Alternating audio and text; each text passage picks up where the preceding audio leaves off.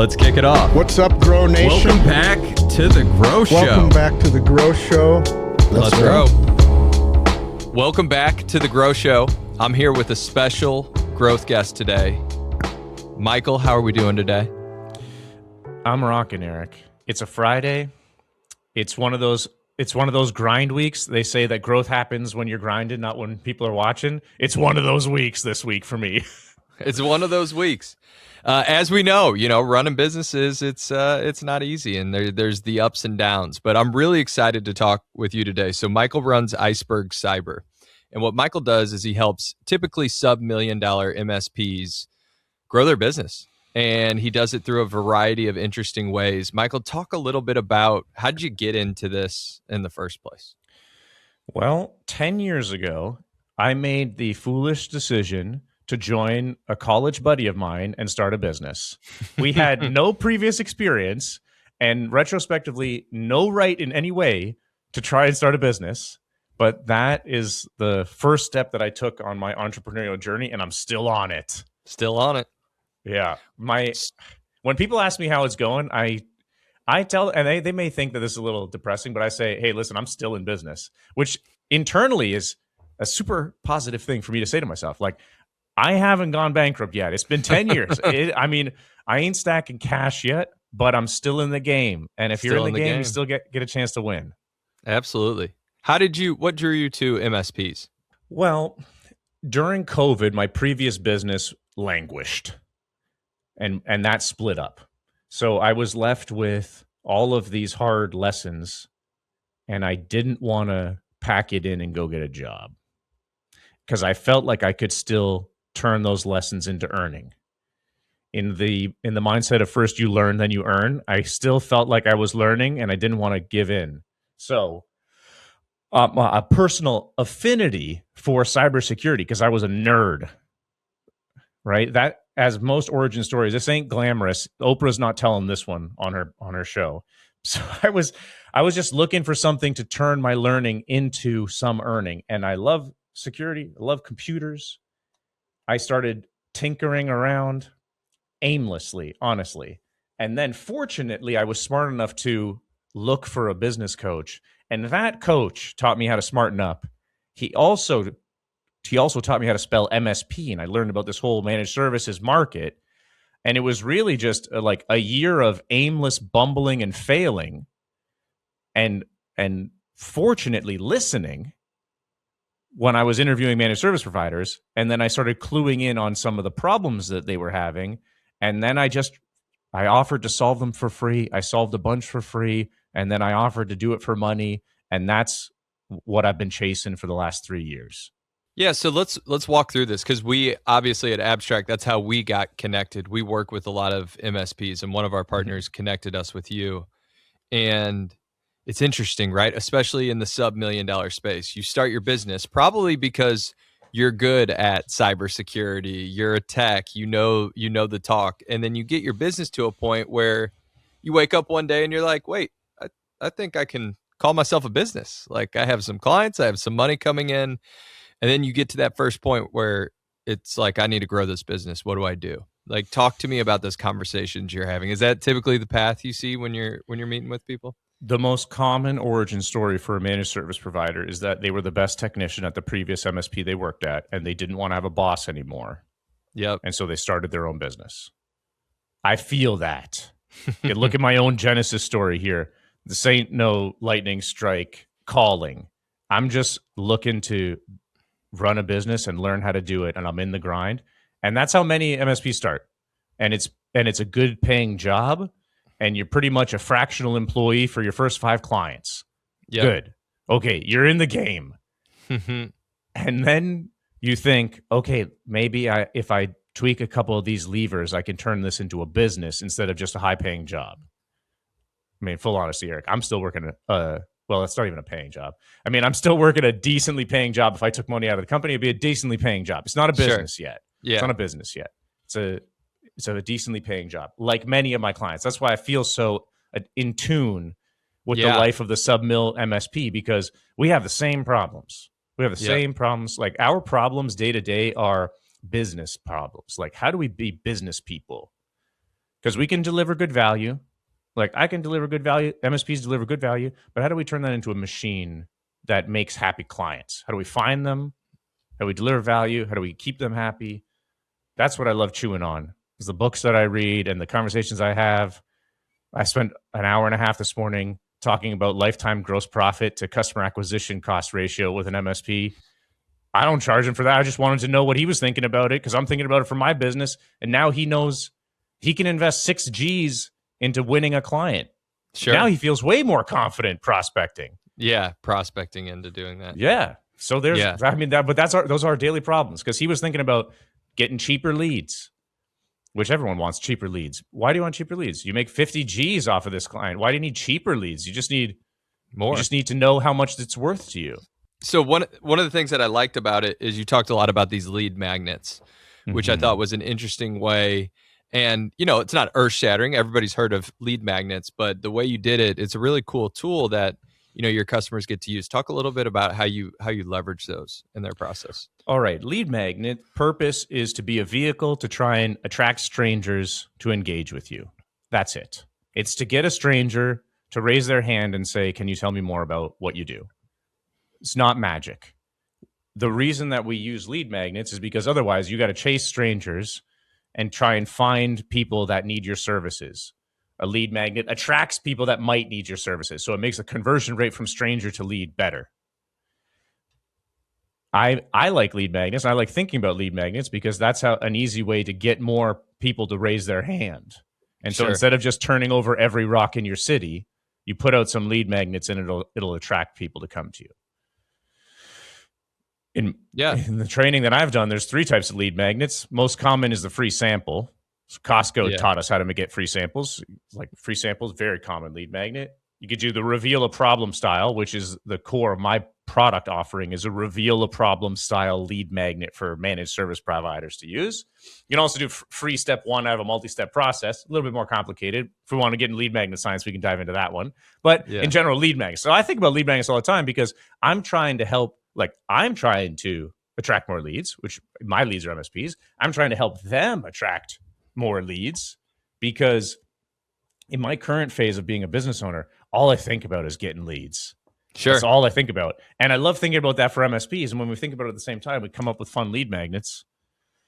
And the more that you do that, the less problems you have. Because I think if you can train your muscles to make lead magnets and attract leads, the rest of the problems that you have in your business are much easier to solve. 100%. And it's, it's not that every single company, you put out a lead magnet and every single company is going to come fill it out tomorrow and you're going to have this huge list of leads, but it's a relatively cheap way to get some new names through the door that you can then prospect yourself, right? Yeah, you're talking about somewhat of a passive thing. Like we could put a lead magnet on a website, people got to come to it. That's kind of passive.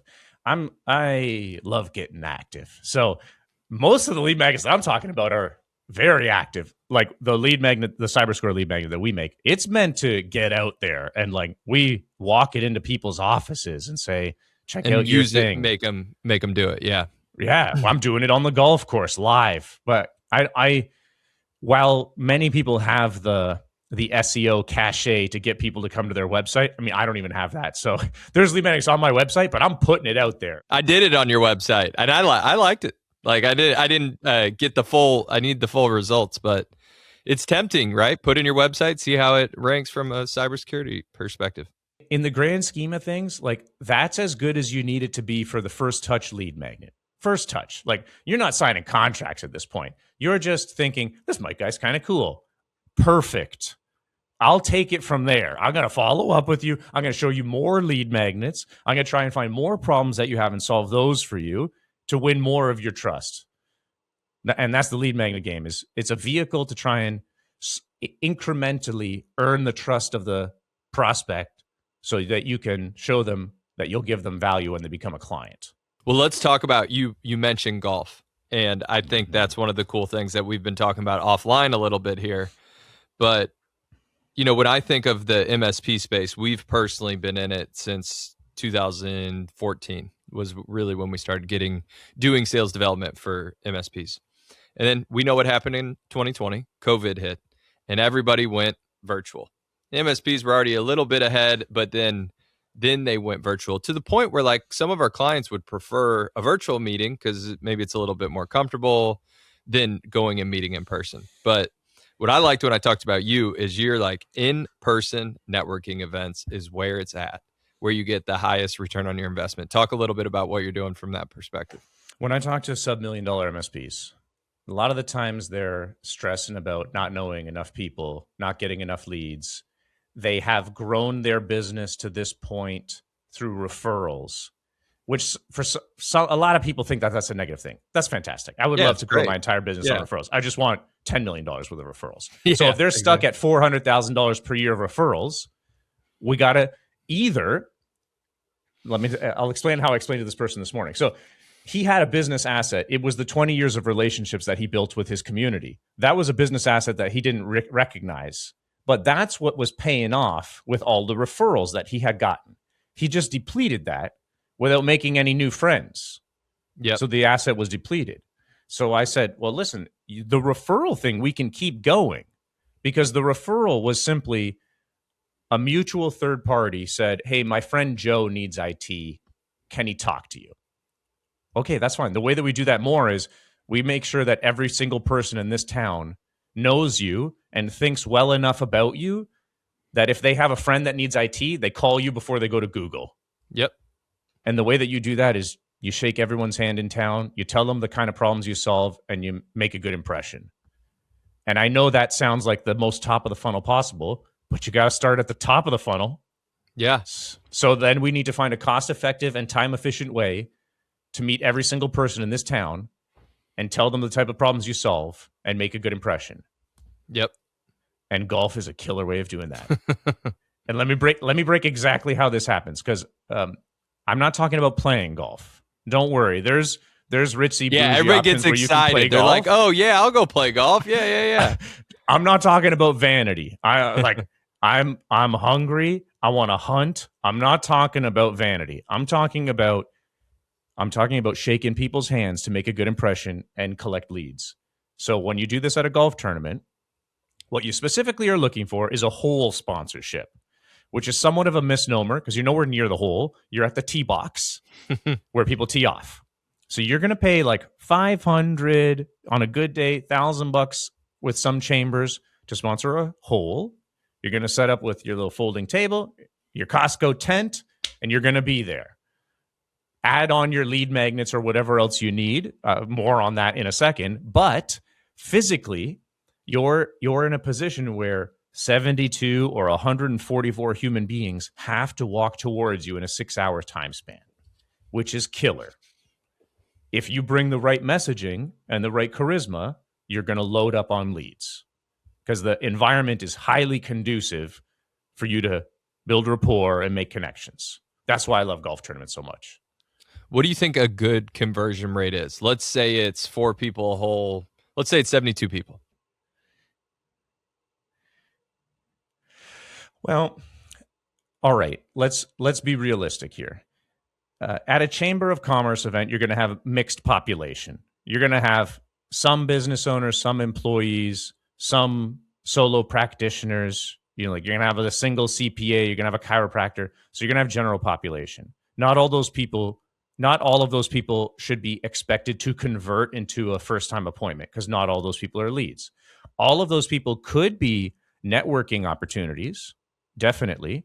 They should be treated in different conversion rate buckets. So like we're talking 90% conversion rate to networking opportunity, which is I met Eric. I know that Eric helps attorneys solve IT problems. Okay, now I know Eric. Eric seems like a good guy. So you've built rapport and you've placed your problem statement in this person's mind. That's a conversion. That's a positive conversion because you can follow up with them later and might get a referral. 90% chance because there's always going to be some people that just are antisocial. Conversion to a lead.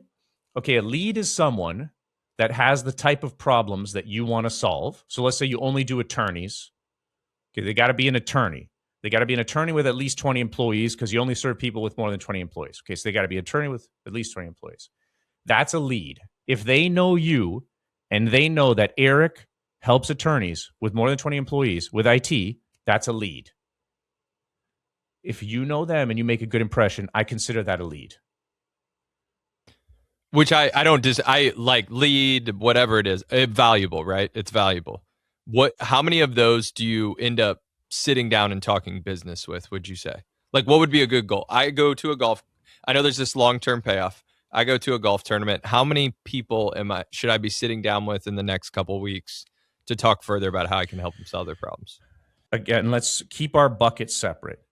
Opportunity leads, which be like, let's say you only do attorneys. If it's a chamber of commerce, there's maybe 5 attorneys that are going to show up because you're going to get a spread of the whole chamber of commerce. If you do an attorney business association, like the Association of Legal Administrators, or let's say I'm agnostic. I'm 10 users plus. I want everybody 10 to users plus. There's probably half of the group is going to be 10 user businesses plus in your area. The other half is going to be like the single physiotherapist or whatever. Yep. So half of them, you should follow up with every single one. Yep. To have a conversation, to just ask them how their business is going and make a good impression. Because at this stage of the funnel, your only reasonable objectives are build rapport and collect recon. Booking a sales meeting. You're not trying to book a sales meeting here. No. I mean, you can't book a sales meeting until you know if they have a problem. Yeah. If there's no problem, there's no sale. So before you can even dream about booking a sales meeting, you have to collect enough recon to know if they have any problems. And to collect recon, you have to have enough rapport for them to answer your questions truthfully. So at a golf tournament, your reasonable objective is build rapport and collect recon, and which you can do with everyone that walks by. Get the name, get the company, get the number. Heck yeah. And do you do that by having them? So, like, I'm really getting into the details because people may hear this and say, "All right, I want to go do this." Yeah. 2 carts are pulling up. Are you walking away? Are you walking out of the tent and introducing yourself, shaking your hand as soon as they come up? Or are you kind of like, if they engage with me, I'll engage with them? No. I'm shaking hands. You're shaking hands. Rule of thumb here: no one really wants to talk to you. You're not cool enough, so you got to be the first person to say hi. You got to initiate. But remember, our objective is build rapport, collect recon. So all you got to do is say, "Hey, how's it going, boys? What kind of line of business are you in?" That's it. That's the opener. It's not complicated. And they're going to say, we're in a construction company.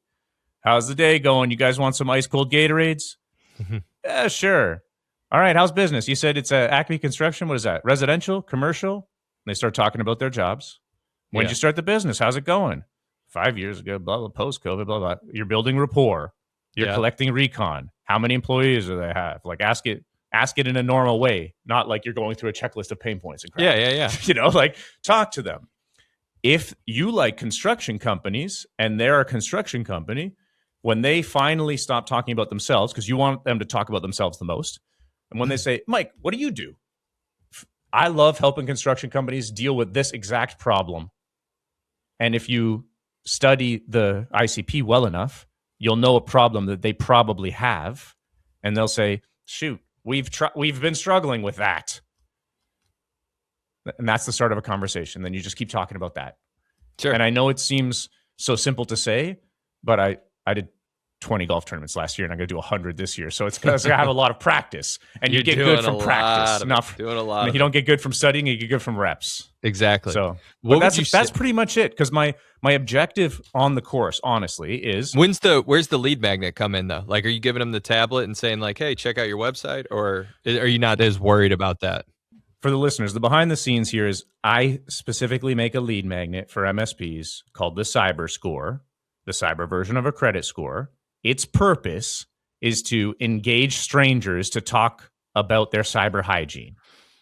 Its purpose is to engage them in a conversation, right? So on the golf course, I have it on a huge television that's powered by a Jackery battery pack that I buy on Amazon. Okay. And after I say, "How's the morning going? What kind of line of business are you guys in?" And they chit chat a little bit, I say, "Let's do something fun. Let's see if I can find your passwords on the internet." And then I do it a little bit later, because as soon as they tell me the business, I'm like, type in the domain in the cyber score. It takes like 10 seconds to run. I'm learning about them. I'm building some rapport. And then it pops up and it's got their pictures up there. And it's like, they got 12 dark web breaches. I say, "Oh, geez, That's kind of a risk because I bet you guys use the same passwords for every login, and then they kind of laugh and tease each other inevitably. And I say, okay, no big deal though, because super easy to fix. Just gonna reset your passwords. I can send you this laundry list. All you got to do is walk through these different accounts, change your password. Who's helping you with that kind of stuff?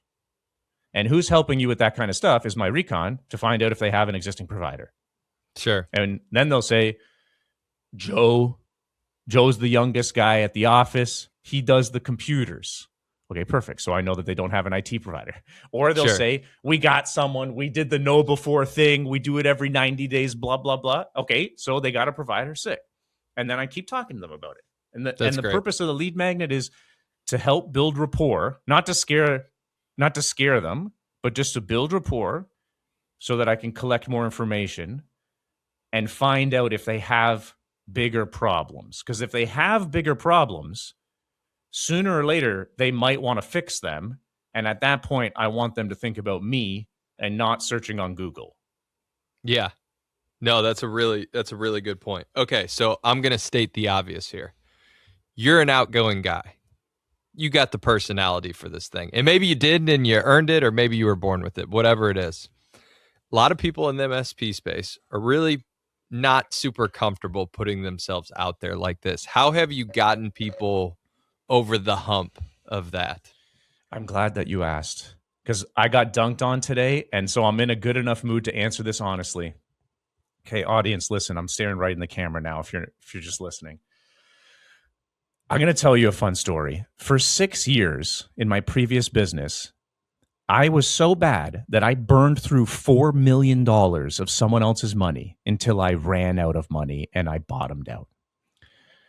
Okay, so when you see me now, don't say, this guy's so outgoing, I can never be like that. That's doing yourself a disservice. That's you saying to yourself, you can never get better. Because like 3 years ago, I was at the bottom of the trough. Okay? I'm saying this trying to motivate you. I used to be really crap. I used to be really bad. And the only reason that you're listening to me on this show now is I've been crawling on my stomach for 3 years trying to get better. And now I'm kind of better. Okay? You can too. And yes, it sucks. And it's tough. And business is tough. And only 7% of businesses make more than $1 million per year. Only 7% of businesses make more than $1 million per year. So the odds are against you, just like the odds are against me. It doesn't get easier, but you can get better, just like I did. I was not born this way because I wasted 6 years of my life burning money.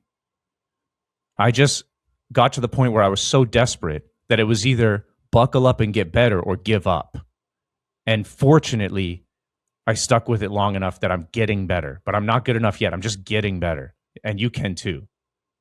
So that's how I would say it. Like no one's born this way. I might get that tattooed. It doesn't get easier. You just need to get better. I like that. Yeah. So give me the why'd you burn through the money? Like what were the 3 lessons that you learned? Oh, I was a coward. And I couldn't deal with the shame of rejection. That's it. That's the honest truth. So you just didn't put yourself out there from a sales perspective for your business? That's right. Yeah. You don't even need to know what the business was. I just constantly thought that I could make the product better, that it would sell itself. That never happens. Ever. That never happens. Nothing sells itself. Nothing. Yeah. Like your IT services are never going to sell themselves. Never. Yeah. You can have the coolest website. Never. Because someone's going to sign a $50,000 contract with you. They want the human touch. They're buying you and you getting rid of their problems. But they're buying you. Just like my clients buy me. They pay me $300 a month and they call me whenever they want because they want to talk to me because I'm helping them solve their problems. The software never does it on its own. Never does it on its own. Yeah. Never does exactly what they say it's going to do either. It's on the roadmap. Nothing ever sells itself. And that was the biggest, that was the front facing manifestation of my cowardice. honestly, and I'm not exaggerating. I know what I was. I was scared of being rejected. I know what I was. Sure. And every time that someone said, no, this isn't good enough, I would degrade them. I say, this doesn't know what he's talking about. Blah, Yeah. blah, blah, blah. I want clients that have money, this, blah, blah, all that junk, because I wouldn't accept the fact that I was focusing on the wrong thing. Like, I wasn't solving anyone's problems for 6 years. And I wouldn't admit that to myself. And that's why it took so long. So I see the books in the background. Is there a book? Is there a podcast? Is there a person that helped you come to this? Or was this just sort of an epiphany out of Fortunately, 2 human beings helped me figure it out. And it even took more than a year for me to actually listen to them. That's how deep in denial and fear I was. Because people are going to be listening to this. And if they actually listened and did what you and I were talking about, their problems would be solved tomorrow. Like, it's not snake oil. The hardest things to do are the simplest. And the hardest things are breaking the beliefs that we hold true. Right? That's the hardest thing to do. It took me almost 7 years to do that. Yeah, the best book that taught me about sales, it's actually on my nightstand, so I'd have to go out of frame to get it. Oh, yeah. Let me get it so that everyone can see it. Yeah, let's show it off. This on my nightstand. This won't be the first time that people on this channel will know, but this is the book that taught me how to be decent at running a business. Forget about sales. Sales is just one part about running a business. The author's name is Alex Hormozi. Hormozi. Yeah, I really like his content. The best takeaway. Okay, every business is the exact same. We solve people's problems in exchange for money. Okay?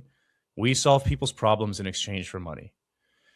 Fixating on that mantra changed me from being someone scared of rejection and critiquing and insulting people that rejected me to honestly learning about people's problems and knowing their problems so well that I know it better than they do. And then people pay me for it. And everyone's happy. And it seems so easy. Yeah, it seems so easy because it takes a long time to learn about someone's problem so deeply that when they talk to you, they say, this person knows it. This guy gets it. Well, yeah, it takes a long time and a lot of hard work and effort. But if you fixate on the problems, then things will start getting easier. Because when someone says, no, I don't want to buy your thing, what they're saying is, that's not solving the problem that I have. And so your response should be, why not? Why is this not solving the problem that they have? Like when an MSP goes to pitch someone and the prospect says, it's too expensive.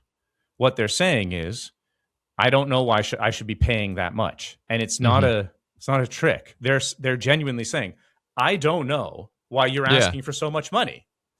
Because the problem that they think they have is worth less money than the problem that you're selling them on.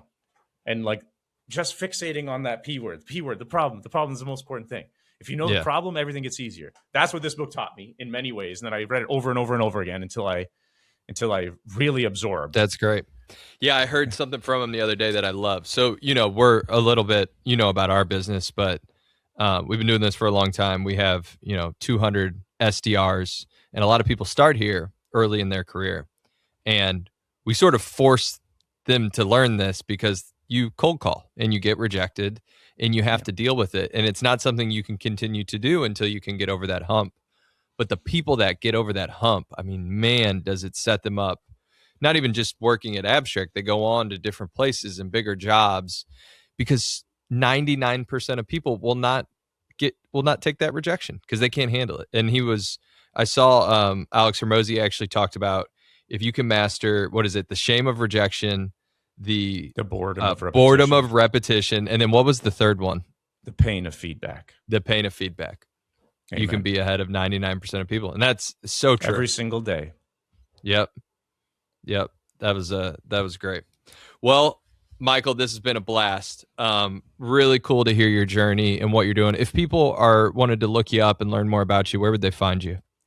Well, recently I started a YouTube channel. So if you want to be the 55th subscriber of a YouTube channel, you can search my first name and last name, Michael Bakaic, Bakaic, and you could have the infamous honor of being my 55th subscriber. I've been trying this year. I've been trying to record more because as a business owner behind the scenes, I answer the same questions over and over and over again. And 2 years ago, a friend of mine told me that I should smarten up and record these answers instead of wasting my time. Well, it's taken me 2 years to listen to him. But now we're here. And now we're here. Yeah, but that's how it goes sometimes. So I've been trying to record more, like my whole golf tournament thing, killer. But I've said it 1-to-1 so many times that I finally last weekend smartened up and recorded it so my 54 subscribers could hear it at once, which is still 54 times better than usual. Soon to grow once it comes out. Yeah. So YouTube's good. I'm mostly active on LinkedIn. I'm sure you'll put the link in somewhere where this is going to be placed. But Michael Bakaic, again, on LinkedIn or icebergcyber.com. And then my links are there. If you bounce down to icebergcyber.com, you'll find more about me because my videos and stuff are embedded on the website. Yeah, if you're an MSP making less than $1 million per year, we should cross paths because I love helping you. And I don't mean that in a vain, facetious way. Like I'm thinking about helping I'm serving like 150 MSPs right now. I think about their lives every single day because my life is not that much different. Sure. It's in the same zone with you, trying the same tactics to meet leads. Maybe I record a little bit more video than you, but that's just because it's fun. And it's an effective way, but I'm thinking about doing the same thing you are. And I love coming and hunting for meetings for you because it's a killer way to change the business owner's mindset. Like I don't do it for fun. The first I did 47 events last year. We're doing 100 this year. The first 20 I volunteered because again, I was crap at my job. So I just gave it away for free because it wasn't worth much. And then I got really good at it. And now I charge for it. Mm-hmm. But the most valuable thing is not like the 20 meetings that I book at a golf tournament. It's watching this other business owner see that if they just stick to the basics and repeat, their business gets better. I love that part because that's what I'm trying to do is get better as a business owner. For sure. I used to be very technical and now I'm trying to be good at sales to run a business. And I know that's what most MSPs are going through. So we're doing it together. That's great. Well, thank you, Michael. I really appreciate it so much for you hopping on and sharing your story, and people know where they can find you. And until next time, let's grow.